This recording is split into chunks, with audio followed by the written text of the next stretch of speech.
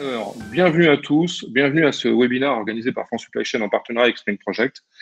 Aujourd'hui, un sujet majeur qu'on voulait évoquer depuis longtemps dans notre communauté, c'est le sujet de l'emploi et de la valorisation des métiers dans notre filière. Alors, déjà, pour ceux qui ne connaissent pas forcément France Supply Chain, je vais faire un petit rappel. Moi, j'ai la chance de représenter France Supply Chain en tant qu'administrateur. France Supply Chain, il faut savoir que c'est une association qui avant s'appelait Aslog, qui fédère aujourd'hui un peu plus de 450 grandes entreprises et de tout secteur de notre filière, mais aussi l'ensemble des acteurs de la filière. Donc, pas forcément que les grandes entreprises, il y a aussi les centres de recherche, les écoles, représentées par Marie-Laure aujourd'hui avec Kedge, et tous les associations ou partenaires qui peuvent représenter notre filière. Au sein de France Supply Chain, pour ceux qui ne connaissent pas, on a un certain nombre de labs qui collaborent sur un certain nombre de sujets majeurs pour notre écosystème, typiquement le lab digital, le lab durable, avec les engagements Supply Chain for Good, dont on a beaucoup parlé au moment du début de la crise Covid, parce qu'on a quand même pas mal fédéré le monde à ce moment-là, le programme Evolu, dont en l'occurrence je m'occupe sur la partie logistique urbaine, et enfin le lab RH, qui est représenté aujourd'hui par Marie-Laure et par Guillaume, qui va reprendre la main derrière cette courte introduction et qui va vous expliquer les grands enjeux des problématiques de ressources humaines dans notre filière. Pourquoi parler aujourd'hui de valorisation des métiers? Il se trouve que notre filière, elle est particulière, elle est finalement assez méconnue, pourtant elle porte énormément d'emplois et on a pu voir pendant la crise Covid à quel point nos métiers étaient stratégiques à l'échelle locale, nationale, mais aussi internationale. Pour que cette chaîne tienne, il faut que des collaborateurs soient formés, identifiés le plus tôt possible, et donc elle a besoin d'être connue. Alors aujourd'hui, on a relativement de la chance parce que grâce à l'innovation, et je vais faire la passerelle avec nos intervenants du jour, grâce à l'innovation, nos métiers sont de plus en plus visibles et valorisés. Alors pourquoi ça? Il y a un certain nombre d'exemples. Alors, je vais juste citer des exemples, je ne vais pas vous citer tous les facteurs, sinon dès le matin, je vous perdrai tous, mais typiquement, on a des problématiques autour des véhicules autonomes. On parle de plus en plus de la smart supply chain avec les sujets IoT ou 5G. On parle de plus en plus de problématiques de dissociation du transport. Et puis, je pourrais prendre un point qui sort du baromètre qu'on produit tous les ans, où typiquement un métier qui était peu reconnu, celui de livreur, dont va parler Augustin tout à l'heure, est en train de passer du stade un peu de paria. Livreur, c'était la chose qu'on n'appréciait pas trop dans la livraison. Aujourd'hui, ça devient un peu un héros parce que quand on est en pleine crise Covid, on est quand même très content de se faire livrer à domicile. Et voilà. Ça prouve que l'innovation peut aussi être un facteur de valorisation de nos métiers. Je pourrais aussi parler de robotique, d'intelligence artificielle, etc., ou d'exosquelettes. Voilà. Tout un tas de facteurs qui peuvent rendre visibles nos métiers et les rendre un peu plus attirants. Et donc, prendre le plus tôt possible des jeunes dans les écoles à tout niveau pour les amener vers nos entreprises qui, elles, vont continuer à les faire progresser et leur proposer des plans de carrière intéressants dans des métiers qui créent de la dynamique d'emploi. Et c'est clairement pas si souvent le cas aujourd'hui. Et je pense que typiquement, Guillaume pourra nous parler du cas FM Logistique parce que je sais que nos grandes entreprises cherchent en permanence des collaborateurs et n'ont pas forcément de grandes facilités pour les trouver. Pour démarrer et parler un petit peu du Lab RH, je vais passer la main à Marie-Laure Furgala pour Kedge Business School. À toi, Marie-Laure. Merci Fabien, bonjour à toutes et à tous. Donc je suis Marie-Laure Furgala, ancienne diplômée et directrice de l'ISLI à Kedge Business School.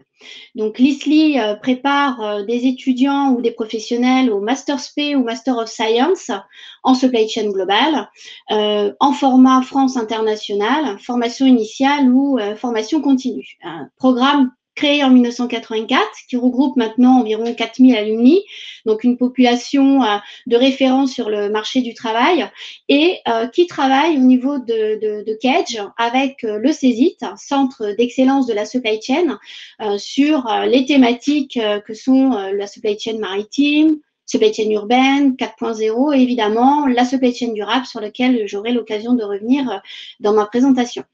La caractéristique de cette formation, c'est qu'effectivement, tout au long du programme, on accompagne nos étudiants sur la partie sociétale, environnementale et qu'effectivement, l'ISLI est membre du conseil d'administration de France Supply Chain et en tant que membre actif du Lab RH, je suis ravie d'être parmi vous aujourd'hui. Merci Marie-Laure. Alors Guillaume Noirtin pour FM Logistique et puis un petit mot après, nous expliquer un petit peu les travaux du lab pour que tout le monde se rende bien compte de tout ce qu'on fait au sein de France Supply Chain. Merci Fabien. Bonjour à tous. Donc Guillaume Noirtin, je suis directeur Talent Acquisition Group chez FM Logistique, donc patron du recrutement sur l'ensemble du périmètre de l'entreprise. FM Logistique est un groupe d'à peu près 27 000 employés dans 14 pays.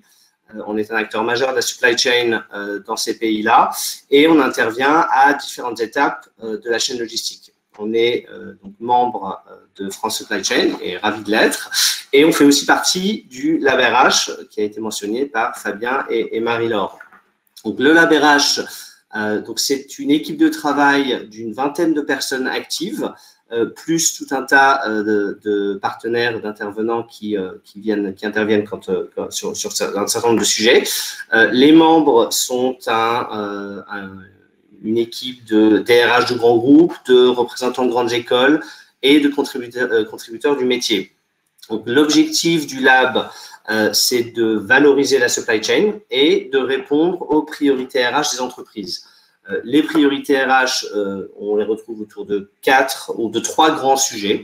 Mieux recruter, améliorer l'attractivité du secteur, qui est malheureusement un secteur qui n'a pas forcément toujours une super réputation, ou qui est en général mal connu, peu connu. Et le troisième est de développer de nouvelles compétences dans le métier. Donc, le Lab RH de France Supply Chain a décidé de se focaliser sur 4 thèmes. L'attractivité des métiers, dont je vais parler un petit peu, le développement des compétences et l'évolution des métiers, les formations et les jeunes générations.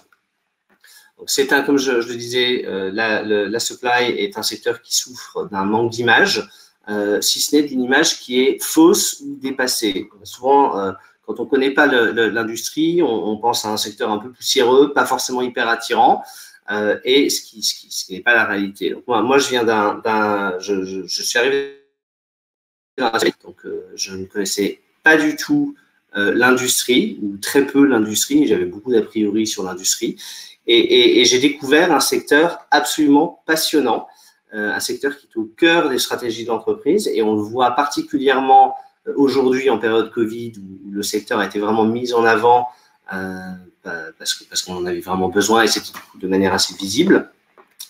C'est un secteur qui est créateur de valeur avec une diversité de métiers incroyable, et c'est ça qui m'a surpris le plus. On a des personnes qui travaillent en supply chain qui viennent d'horizons extrêmement variés, extrêmement différents, et pour un ensemble de métiers dont j'aurais jamais, personnellement, je n'aurais jamais associé avec la supply chain. Fabien parlait de robotique tout à l'heure, il y a des métiers en stratégie, on a des métiers en ingénierie, après on a des métiers évidemment plus classiques en supply, mais vraiment un ensemble de métiers extrêmement divers et extrêmement variés, qui demandent évidemment des compétences extrêmement différentes. J'ai découvert, moi, quand j'ai démarré en supply, chez FM notamment, un secteur extrêmement innovant, qui évolue très très vite, particulièrement aujourd'hui, mais surtout qui offre des perspectives d'évolution incroyables et qui offre surtout de très belles perspectives de carrière à tout niveau d'études et particulièrement aux jeunes générations. On recherche beaucoup de nouvelles compétences, de métiers qui n'existaient pas à l'époque. Les évolutions technologiques, les évolutions sociétales font qu'on a un certain nombre de besoins qui n'existaient pas dans l'industrie auparavant. Et donc, on est constamment en recherche de nouvelles compétences, que ce soit des compétences comportementales ou techniques. D'ailleurs, on n'est pas que sur la technologie, on est sur tout un tas de besoins. Et c'est vrai que, comme le disait Fabien, les entreprises en supply recrutent constamment. Ils recrutent constamment parce que c'est un secteur qui évolue beaucoup, comme je disais, et qui a besoin de beaucoup de monde et de nouvelles compétences. Ça nécessite une agilité et au niveau de l'approche recrutement, mais surtout un développement constant des collaborateurs. Comme on évolue rapidement, on évolue beaucoup. Ce qu'on n'a pas envie, c'est de changer les personnes tout le temps, évidemment. L'idée étant d'accompagner et d'emmener nos collaborateurs avec nous et de les développer et de travailler ces compétences, qui est le sujet sur lequel Marie-Laure va reprendre la main sur les prochains sujets du Lab RH. Merci Guillaume. Je confirme, c'est un secteur en pleine évolution. Je vous invite à consulter le panorama des formations qui a été élaboré dans le cadre du Lab RH, où plus d'une 50aine de formations de niveau master, Bac+5, Bac+6 a été passée à la loupe, identifiée et recensée avec leurs spécificités.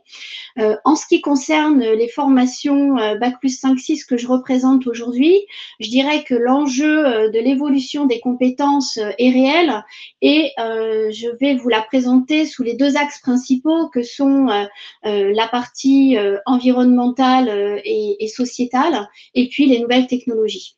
Donc sur la partie environnementale et sociétale, on sait tous qu'avec le développement du e-commerce, nous constatons un engorgement de nos centres-villes, donc un besoin de travailler sur l'optimisation des circulations, de faire une réflexion de tout ce qui tourne autour de la Smart City, du dernier kilomètre. Donc ça, ce sont effectivement des axes sur lesquels nous faisons évoluer notre formation pour voir quel est l'impact environnemental du mode de livraison en lien avec l'évolution des besoins du consommateur. Ça nous amène aussi à travailler avec nos étudiants à repenser le transport. Alors, on parle au transport décarboné qui passe effectivement ou pas d'ailleurs par du multimodal, une mutualisation, mais aussi tout ce qui est en lien avec l'optimisation du remplissage des camions, que ce soit en flux in ou en flux retour. La mutualisation des transports au sein de la société ou au sein des sociétés, qui font partie des enjeux. Et puis, on pense évidemment à tout ce qui est énergie alternative, alors l'hydrogène, l'électrique et bien d'autres. Donc, nos étudiants travaillent sur ces perspectives aussi en termes de design de réseau de distribution, comment repenser son réseau de distribution pour coller aux besoins du consommateur entre plusieurs centres régionaux ou un centre national, voire des plateformes régionales au niveau international. Mais c'est aussi en termes de relocalisation, quel est l'impact sur l'environnement de ces plateformes XXL qui sont en train de se développer en termes de nuisances. Alors, on parle aux nuisances CO2, mais il y a tout ce qui est nuisances sonores, il y a tout ce qui est l'environnement à proximité. Évidemment, avec la montée de l'impact de la RSE et le décret tertiaire qui s'est mis en place, ce France Supply Chain a d'ailleurs fait un webinaire sur l'entrepôt de demain avec l'impact de ce fameux décret tertiaire sur l'entrepôt et la construction et ce qu'il va falloir envisager. C'est tout ce qui est lié à la mécanisation, la robotisation, de façon à toujours être efficient dans ce domaine d'activité et de répondre à un client toujours plus demandeur en termes de réduction de délai. Et puis, dans le design de la supply chain, on va aborder les aspects éco-design, reverse logistique, recyclage, comment approvisionner, fabriquer, distribuer dans un environnement plus durable. Et puis, penser à l'emballage, que ce soit l'emballage primaire ou l'emballage secondaire. On a une approche avec nos étudiants de faut-il travailler avec de la consigne, quel est l'impact et quelles sont les conséquences sur l'organisation de la supply chain. Le deuxième pavé, c'est, comme l'a déjà mentionné Guillaume et Fabien, tout ce qui touche à la nouvelle technologie. Donc, c'est en lien avec la data. On va parler de data supply chain driven, tout ce qui touche à la high-tech, avec, comme je l'ai dit, la robotisation, mais aussi les véhicules autonomes, les exosquelettes, la mécanisation, qui font appel à des compétences autres qu'il va falloir effectivement développer et aller chercher au niveau des entreprises. Et puis, avoir cette capacité d'intégrer tout ce qui est en lien avec ces nouvelles technologies, l'Internet des objets, l'intelligence artificielle, la 5G, les imprimantes 3D. Nous, on fait beaucoup réfléchir nos étudiants sur l'impact de l'imprimante 3D sur le design de la supply chain et l'impact ou pas sur le transport, à quel type d'entreprise cela peut s'adapter, et la blockchain, l'industrie 4.0, toutes les thématiques autour desquelles on est en train de travailler. Donc, on voit bien qu'à côté de tout l'impact environnemental et sociétal, on a toute cette source de high-tech, nouvelles technologies, qui nécessite effectivement de faire évoluer les compétences. Donc, c'est un métier transverse. J'en parle d'autant plus que je l'ai exercé pendant 25 5 ans, qui positionne la supply chain au sein de la stratégie et des comités de direction des entreprises, aussi bien en France qu'à l'international. Donc, si vous aimez être au cœur de l'action, donner du sens à ce que vous faites, mettre le client au cœur de vos préoccupations, je conclurai en disant que la supply chain, c'est the place to be. Eh oui, c'est The Place to Be. Merci beaucoup, Marie-Laure. Et la preuve, c'est The Place to Be, vu qu'on est plus de 120 personnes connectées ce matin. Donc, c'est vrai que ça prouve la dynamique de notre secteur.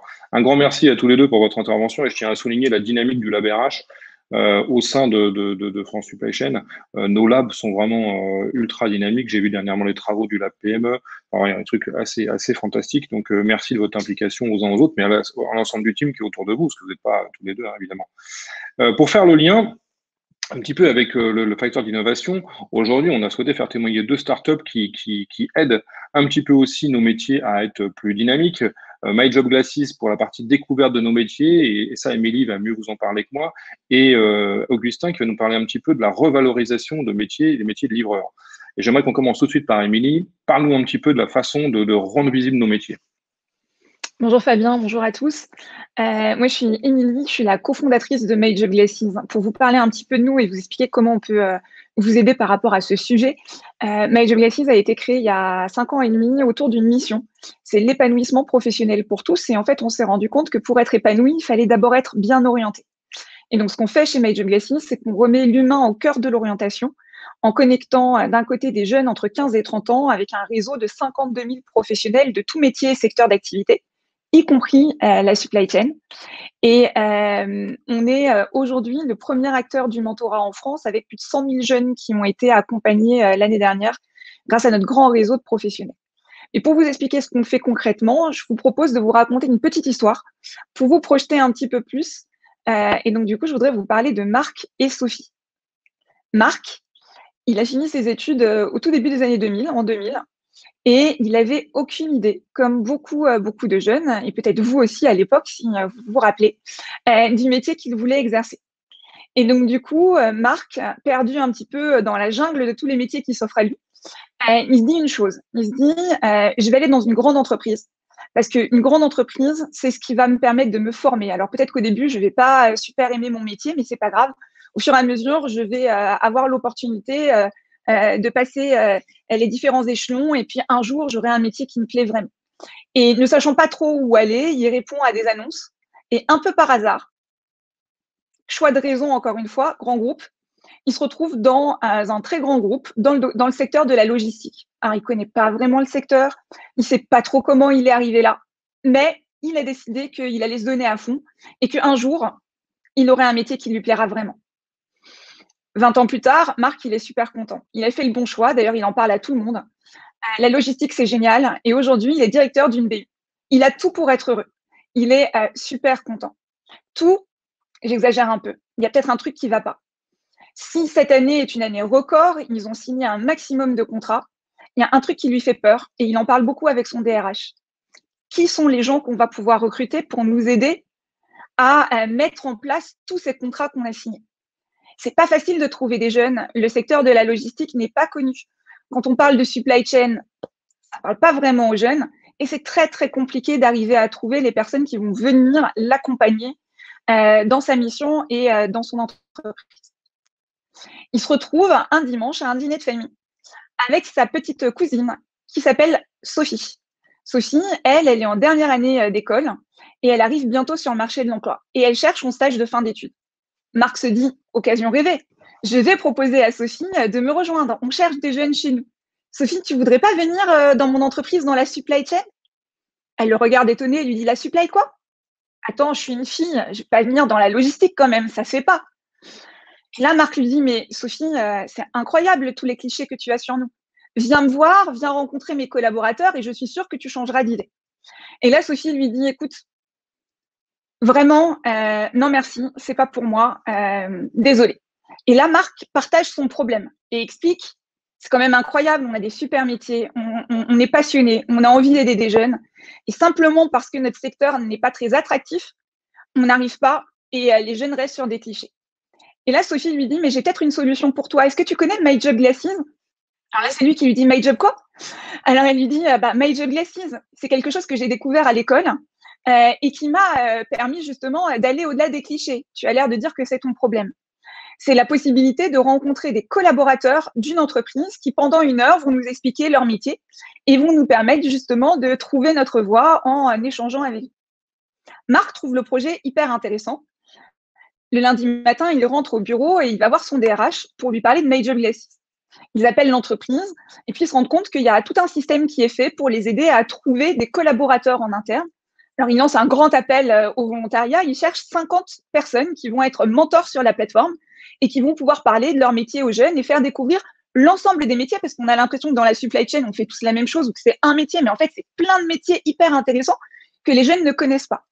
Ils font un grand appel à candidature en interne et ils sont super surpris.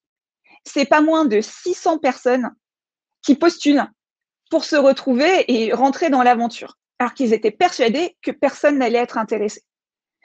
Grâce à leur travail avec la startup, ils réunissent un pool de 50 collaborateurs, comme ils l'avaient décidé au départ, proposent aux autres de rester sur la liste d'attente pour pouvoir venir donner main forte quand c'est nécessaire. Et en 1 an, ils ont rencontré plus de 1000 jeunes. 1000 jeunes de tout âge, de toute formation, à qui ils ont pu présenter leur métier, avec qui ils ont pu partager la passion de leur métier. Les collaborateurs sont épanouis, ravis de pouvoir transmettre à des plus jeunes qui sont passionnés par leur métier aussi.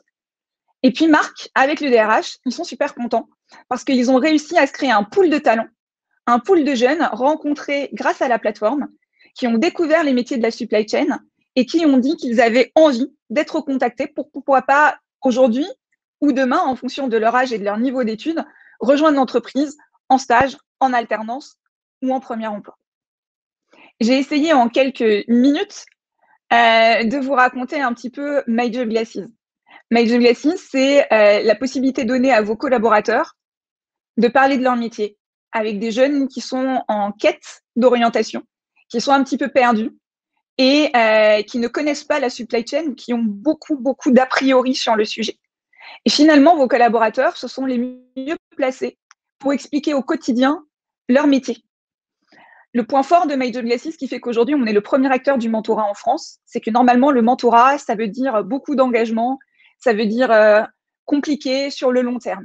Nous, ce qu'on fait chez Major Glasses, c'est qu'on a une manière de faire le mentorat qui est extrêmement souple. Vous pouvez donner 1 heure de votre temps à tout niveau dans l'entreprise pour aider un jeune. C'est du mentorat sur le court terme. S'il y a un coup de cœur particulier avec un jeune, rien ne vous empêche bien évidemment de le revoir plus tard. Mais l'idée, c'est de rencontrer des jeunes différents à qui vous allez présenter vos métiers. Ce sont vos collaborateurs qui vont le faire à tout niveau de l'entreprise. On retrouve des membres de COMEX de la même manière qu'on peut mettre en avant un alternant en 2e année d'alternance, parce que finalement, qui mieux placé que votre alternant en 2e année d'alternance pour parler de son parcours chez vous et de son alternance au prochain jeune qui va venir le remplacer. On est dans un projet qui est RSE, on est dans un projet qui est d'entreprise citoyenne, où on va partager avec les jeunes ce qu'on fait, on va leur donner de l'information, mais en même temps, l'entreprise va récupérer énormément d'éléments au retour. Des collaborateurs qui sont beaucoup plus engagés et qui sont fiers de représenter l'entreprise, fiers d'échanger avec des jeunes et d'expliquer ce qu'ils font. On va avoir aussi, comme je vous le disais tout à l'heure, un pool de jeunes talents qui va se créer au fur et à mesure des rencontres, puisqu'à l'issue du rendez-vous, votre collaborateur va dire ce qu'il a pensé du jeune et s'il pense que c'est intéressant de le recontacter. Mais le jeune aussi va vous dire ce qu'il a pensé du rendez-vous. Et il va vous dire aussi s'il se projette dans votre secteur d'activité. Et là, c'est extrêmement intéressant pour vous, pour savoir qui sont les jeunes qu'il faut recontacter et avec lesquels on peut aller plus loin. Également, on va pouvoir aller chercher des jeunes filles, par exemple. Si on trouve qu'il n'y a pas suffisamment de jeunes filles et que c'est un problème chez vous, on commence dès 15 ans et on se rend compte en fait que c'est au lycée, c'est le meilleur moment pour aller mettre des rôles modèles face aux jeunes filles, pour aller leur parler et leur dire si moi je m'amuse dans la supply chain et je suis super heureuse de faire ce métier-là, il n'y a pas de raison que toi aussi ce soit pas la même chose. Et c'est en allant les voir le plus tôt possible et en travaillant sur le futur qu'on va arriver à changer les choses, on va sortir des clichés et on va créer des vocations. Et c'est ça que j'ai envie de vous proposer aujourd'hui, grâce à Major Glasses, parce qu'il y a plein de métiers qui sont super dans la supply chain, que les jeunes ne connaissent absolument pas. Et c'est grâce à vos collaborateurs, en leur donnant la parole, en leur permettant d'aller échanger avec des jeunes et de faire connaître ce que vous faites, qu'on pourra avoir un maximum de jeunes qui vont avoir envie d'aller vers le secteur de la logistique en toute connaissance de cause. On n'est pas là pour faire des paillettes, on est là pour partager la réalité d'un métier et expliquer à un jeune qu'est-ce que ça veut dire de faire de la supply chain et quels sont tous les métiers qui se cachent derrière le mot supply chain. Je serais ravie d'en parler tout à l'heure avec vous si vous avez des questions. Merci beaucoup. Bravo Émilie. On avait reçu un peu des questions sur ton réseau de mentorat. Puis d'ailleurs, il y a un des mentors qui vient de communiquer sur le chat. Bravo en tout cas, parce que c'est vrai que ça marche très bien. Donc ça fait plaisir de voir aussi un certain nombre de startups qui performent et qui performent dans le secteur. C'est encore mieux. Pour faire la transition vers la valorisation du métier, parce que les faire connaître, c'est majeur, mais les valoriser, c'est bien aussi. Et on a réellement besoin, en particulier dans certaines parties de nos activités. Je vais passer la main à Augustin pour Delivery Academy. Yes. Pour ma part, je vais vous parler du dernier kilomètre, de la logistique urbaine, du last mile, tous ces grands termes très sympas pour parler des hommes et des femmes qui acheminent en colis des produits de l'entrepôt de proximité vers un consommateur. C'est avant tout une histoire humaine, une histoire d'hommes et de femmes qui travaillent au quotidien, très dur tous les jours, pour valoriser ce métier d'ailleurs et pouvoir le rendre transparent, inodore pour les consommateurs. Avant ça, quelques chiffres. En 2017, il y avait à peu près plus de 11 000 auto-entrepreneurs sur livraison à vélo, sur le cabis livraison à vélo. Aujourd'hui, il y en a un peu plus de 60 000. Plus de 200 000 collaborateurs salariés sur les métiers de livreur urbain. Aujourd'hui, on n'a pas les chiffres exacts, mais on oscille entre 260 000 et 300 000. C'est un marché qui est en pleine explosion. Depuis 3-4 ans, c'est une effervescence et c'est juste l'introduction du belle aventure, d'un changement de mode de consommation qui ne sera que croissant pour la suite. Évidemment, on parle de logique urbaine, d'hypercroissance, on parle également de nouveaux besoins. Et en termes de nouveaux besoins, il y a un nouveau terme aujourd'hui qui est de plus en plus demandé, qui devient un prérequis, qui est l'expérience client. Aujourd'hui, les entreprises, le consommateur sont en requête d'expérience client. Comment conquérir, fidéliser un collaborateur, un consommateur sur 30 secondes de livraison? Et ça s'apprend. C'est un métier. Et on ne demande plus à un livreur, à une livreuse de pouvoir livrer un colis d'un point A vers un point B. Évidemment, ces visages sont de plus en plus l'unique visage qu'on voit entre le clic et le parcours utilisateur digital et le consommateur. Donc aujourd'hui, il y a cette exigence, cette importance de pouvoir valoriser ce moment et d'en faire véritablement une plus-value pour les entreprises. Évidemment, on parle des hommes et des femmes, donc on tend vers une histoire beaucoup plus sociale. Il y a quelques années de cela, la grande tendance était de pouvoir ubériser. Aujourd'hui, de plus en plus d'acteurs reviennent à la source, à la nature même des valeurs françaises, c'est-à-dire le salariat du livreur. Parce qu'on s'est rendu compte qu'effectivement, pour proposer une belle histoire sociale, pour proposer un marché vertueux, il fallait évidemment salarier des livreurs. Donc, c'est le sens de l'histoire. Donc, qui dit salariat dit forcément, potentiellement, formation de ses collaborateurs. Des flottes beaucoup plus massives, beaucoup plus croissantes, que ce soit côté transporteur ou côté nouveaux acteurs qui arrivent, côté dark store, dark kitchen, aujourd'hui qui lèvent des millions d'euros, des dizaines de millions d'euros et qui ont besoin aujourd'hui de flottes. Donc, il y a un sujet, évidemment, recrutement de ces profils, des livreurs, et un sujet pérennisation de ces collaborateurs, des meilleurs de ces collaborateurs-là, et évidemment, un sujet de formation. Le constat, évidemment, comme je viens de le dire, un marché en hyper-croissance, on a pu le constater depuis quelques années.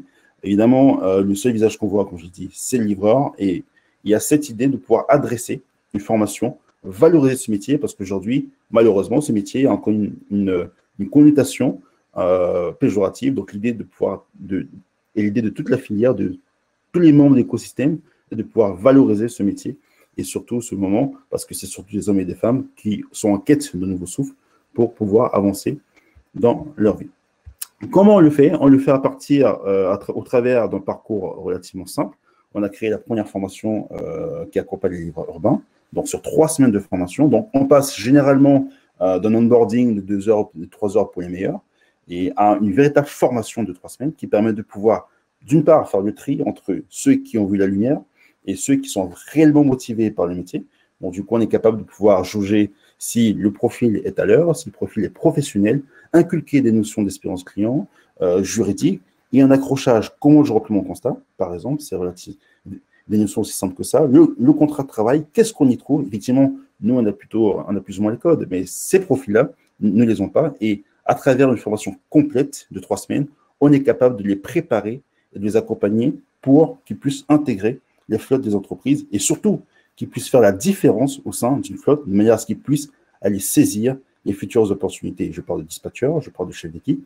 Et c'est à travers cette solution qu'on est capable aujourd'hui de raconter de belles histoires.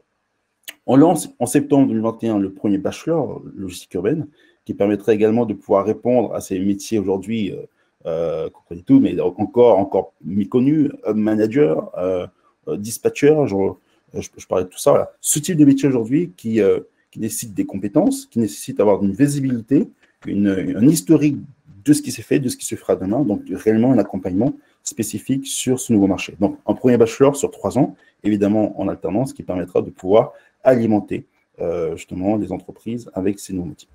Évidemment, on parlait de belles histoires, et je vous racontais l'histoire de Ziani, qui est un collaborateur qui a fait le parcours de 3 semaines au sein de l'entreprise et qui a intégré une de nos entreprises partenaires. Aujourd'hui, Ziani est plutôt très heureux et, au sein de l'entreprise, et surtout, a pu apprendre les codes de livraison, a pu apprendre les postures et le comportement à adopter lorsqu'il est en clientèle, puisqu'effectivement, la livraison, mais non, le livreur est en clientèle lorsqu'il livre, et ça, il faut l'intégrer.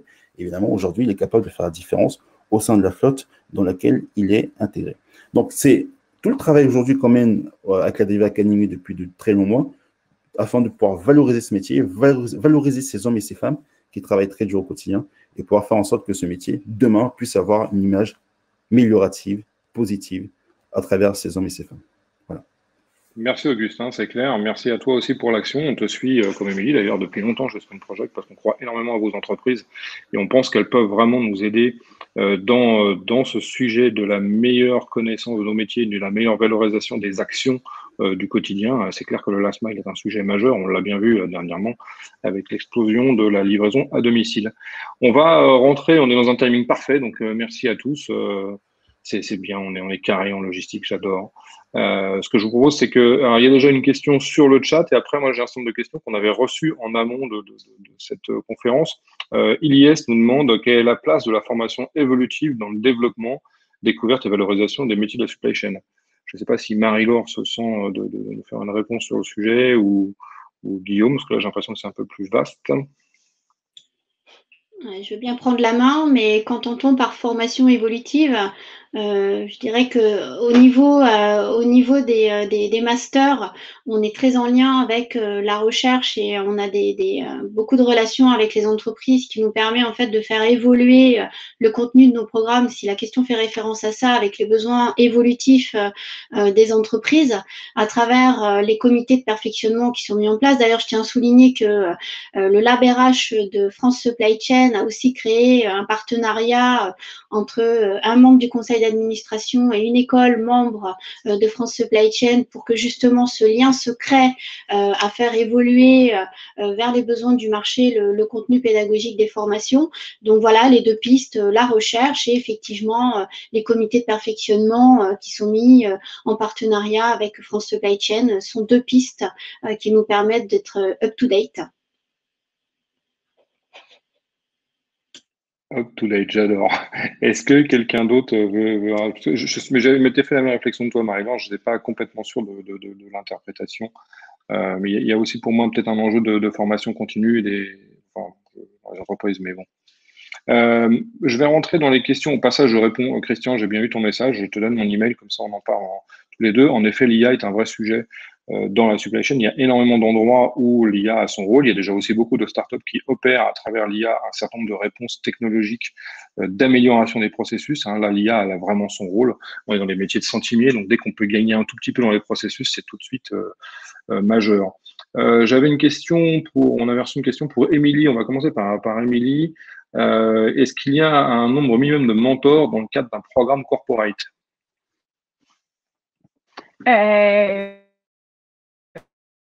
Oui, en fait, on va à type d'entreprise, les entreprises de 1000 salariés et les entreprises de plus de 1000 salariés.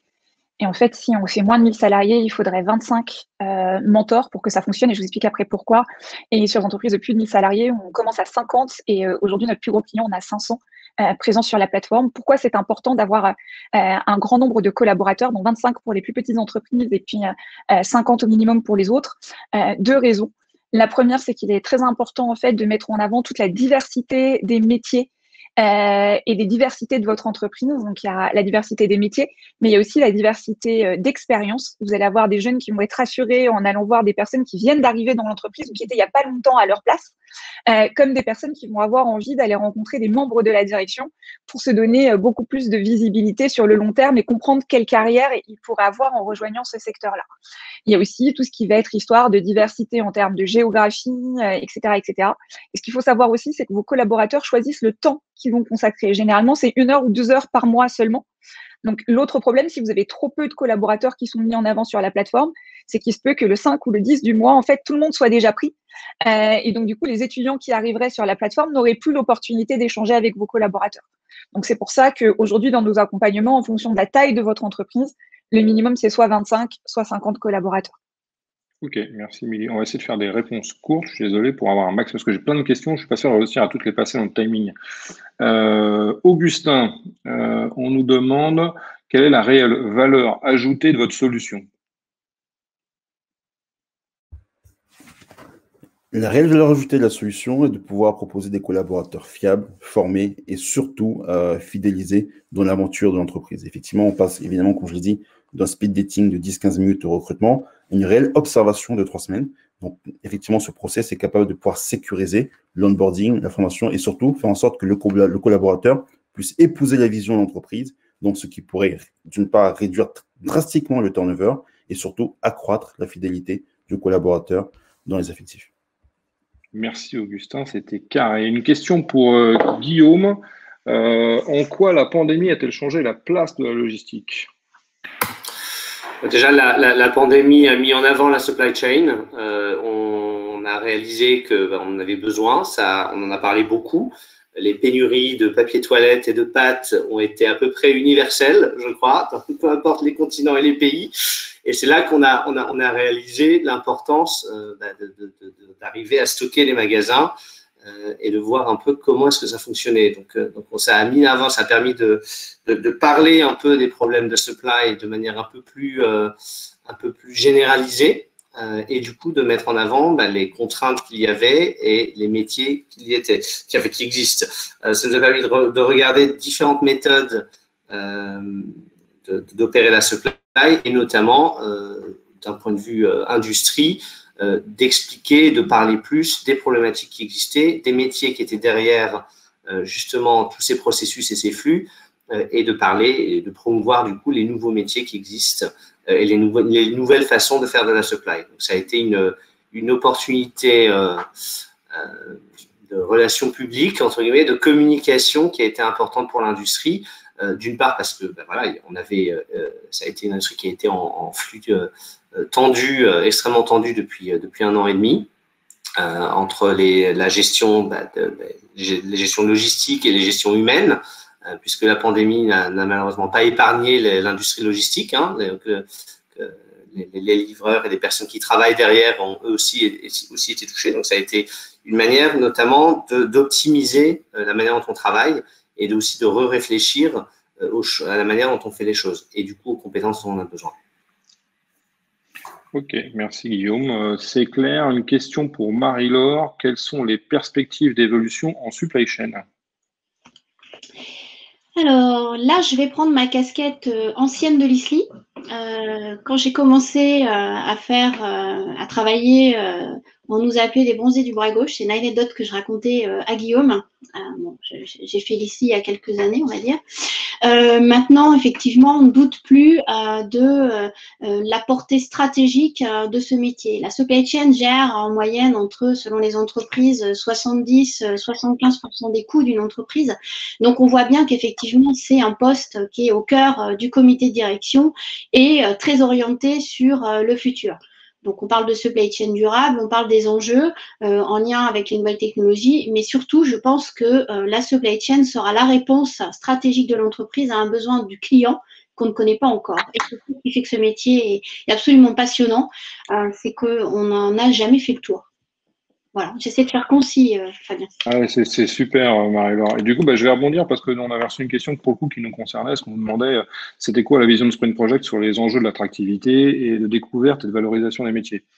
Alors, nous, pour le coup, on a un point de vue qui est juste mondial sur toute l'innovation dans cette filière et Pour le coup, ça peut être un petit peu inquiétant vu que la technologie est autour de nous et elle évolue très, très, très, très vite. Ça veut dire qu'en l'occurrence, si on n'est pas capable d'adapter en permanence les compétences de nos collaborateurs et d'aller recruter tôt et de donner envie assez tôt dans les filières, vraiment à des jeunes de suivre nos environnements, on ne sera pas vraiment en capacité d'adapter à la supply chain. On parle aujourd'hui d'industrie 4.0. Chez Spend Project, on préfère parler de smart supply chain. Et pour le coup, ça passera par les hommes. Les technologies est une chose, mais faut-il savoir mettre en œuvre? Donc, pour répondre à cette question, voilà, il y a des enjeux majeurs de prendre très tôt le sujet et d'observer ce qui se passe partout dans le monde, parce que l'IA, on en parlait tout à l'heure, est un sujet, la robotique est un sujet, le drone, les véhicules autonomes. Il y a beaucoup de choses qui vont venir demain. Alors, ça paraît pas vrai aujourd'hui, on paraît très éloigné de ça. À une échelle de 5 ans, ça sera un autre sujet. Voilà. Donc, qu'est-ce que j'ai comme autre question? Ah oui, si, j'avais une question auquel, tiens, Marie-Laure, c'est aussi pour toi, ça pour le coup, et puis après, il faudra qu'on traite la question de Laurine, j'ai bien vu votre question. Il y a Laurine et puis Kekzu aussi, mais il y avait une question sur les perspectives d'évolution dans la supply chain, Marie-Laure. Les perspectives d'évolution. Je dirais que c'est un métier que la pandémie, effectivement, a sorti de l'ombre. Moi-même, j'ai toujours pris énormément de temps à essayer d'expliquer à mon environnement familial quel était mon métier. Je suis pas certaine d'ailleurs d'avoir réussi. Effectivement, avec la pénurie du papier toilette, je pense que ça a pris sens chez beaucoup de mes relations. Mais c'est un métier où je pense qu'on ne connaît pas encore quelle sera l'évolution dans les 5 et 10 ans. On est en lien avec les nouvelles technologies, on est en lien avec les enjeux sociétaux, mais surtout, on est en lien avec la stratégie de l'entreprise. Et de exécutant, on est passé vers un niveau de décideur et de promotion en fait de la solution qui répondra aux besoins du client qu'on est encore en train d'imaginer. Donc c'est vraiment cette projection que je vois comme une évolution majeure au niveau de la supply chain. Top. Alors, on a une question très opérationnelle, le Kekzu, qui dit je travaille depuis 3 ans dans le domaine de project management et je voudrais changer mon métier vers le supply chain management. Est-ce que vous avez des conseils pour un débutant dans ce métier? Donc là, pour le coup, Marie-Laure, je pense que c'est toi l'experte. Oui, alors je suis disposée à en parler en off, s'il n'y a pas de problème. Mes coordonnées seront disponibles. Donc le mieux, c'est de me contacter parce que c'est quand même vraiment un cas particulier. Donc, Alors, je vais prendre une dernière question parce que le timing nous prend. Il est 11h45, on a démarré 3 minutes en retard. On finira donc 3 minutes en retard. Quelle est la valeur des diplômes versus expérience?